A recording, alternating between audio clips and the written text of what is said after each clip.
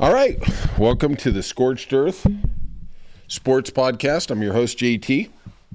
This is Friday, March 8th. Oh, where is it going? We're going to be soon to the Ides of March. We're into Lent. Man, we got a lot going on in this month. I can't wait for March Madness. Oh, 2 weeks. Oh, I can't wait. Oh, I got a special guest, too, for March Madness. You're going to enjoy. Oh, you're going to enjoy it. Great better. Really, really good better. All right. If you could hit that like and subscribe button, really appreciate it. Leave your comments. If there's some sport you want to talk about, let's talk about it. I think I've got a pretty good knowledge of most sports. Not an expert one, but, I fake it. I tell you I'm an expert like everybody else, like Colin Cowherd. Oh, my God. I listen to that guy. After the fact, that guy bats 1,000. Before, about 2%, He's so bad he makes Skip Bayless look good. The guy who didn't like LeBron. Overrated. Yeah, right. All right, let's start out with the NBA. The Lakers won their 8th straight game over the Knicks, 113-109. That Luka trade just gets better and better. It just makes me want to vomit. The Knicks, they got a tough road trip. I believe they got 5 games on the road. It's murder's row, right? Next they go to the Clippers. They got a tough road trip.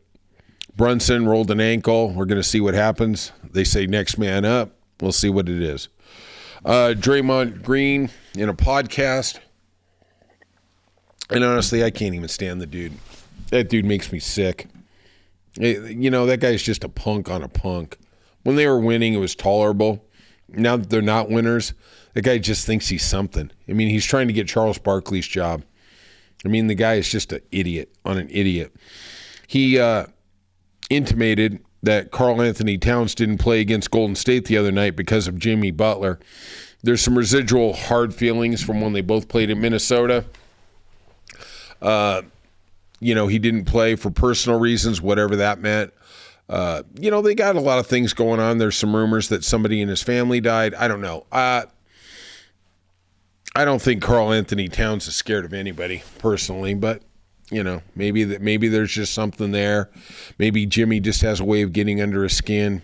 What's it matter? Draymond's trying to make himself relevant. What are you going to do? All right, let's get to MLB.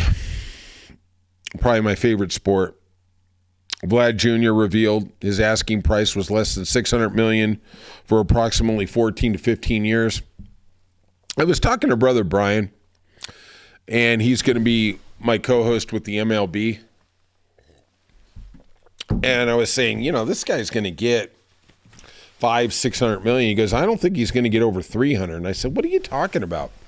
And he said, he's a first baseman, and he's not in really that great shape. He goes, he doesn't have the plate awareness of Juan Soto. And I go, okay, but are you telling me the guy's only going to get half? And he really doubled down. He's like, no, I don't think he's even going to get half out there in the free market. I'm like, wow, I don't buy that. I think inflation is everywhere.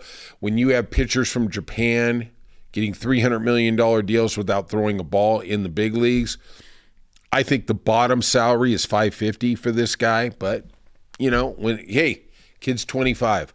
He's going to go out and he's going to be a free agent. Good luck. Toronto loses another player. Dave Robertson, the Dodgers, nearing a long-term deal.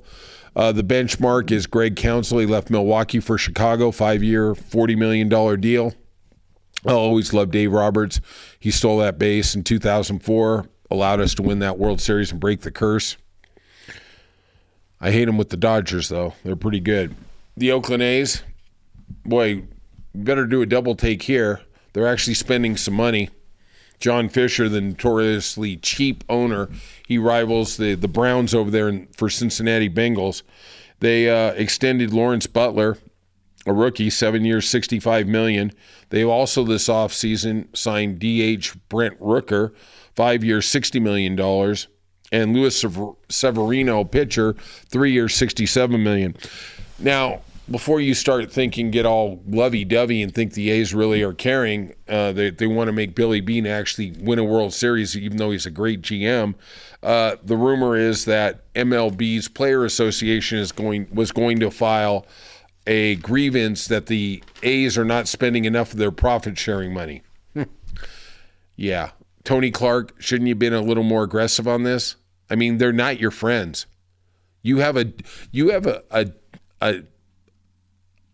fiduciary responsibility and a legal responsibility to your players to get them as much money as you can. And Oakland and Pittsburgh and these teams that don't pay, I'll tell you what, I'm pro-union. I'm pro-player. I love the players. But I'm going to tell you something right now.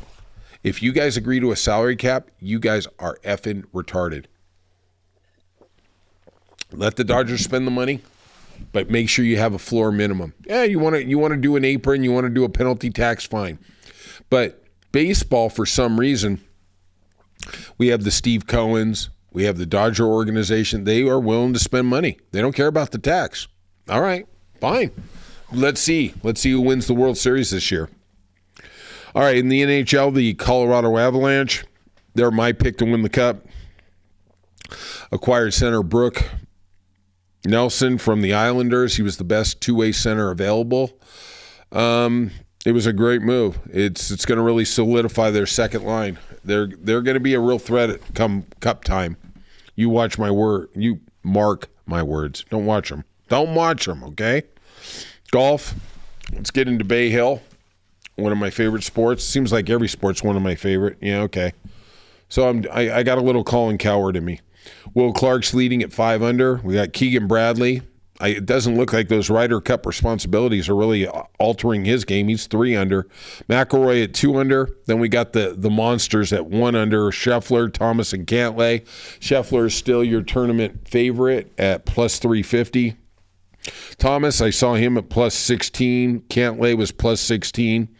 My pick, Matsuyama, is 1 over. I'm going to own my picks. I'm not going to run away from them. Ben Griffith, I wanted for a top 20. He's a 3 over. Daniel Berger, you can go ahead and burn that ticket. He's 6 over.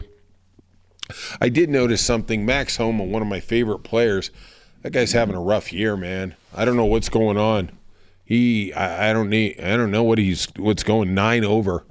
He's literally in last place or next to last. Young is in last place. I'm like, geez, man, what happened to that brother? He's one of my favorite players, and usually he just scorches it at Riviera in California. He didn't get to play Riviera, but sometimes the game just leaves you. We'll see what happens. I'm still happy with Matsuyama. I still am. To me, if you're looking at it, obviously you look at Scheffler. He's a monster. I got a funny feeling, though, Thomas. Maybe Thomas, this is his week. He's been striking the ball just exceptionally well. All right, if you could, that's the podcast for today. Recap on our Thursday sports. I'll be back tomorrow with a recap on Friday. I'll do a little recap every day. If you could, hit the like and subscribe button. I appreciate it. Leave some comments, and I will see you tomorrow.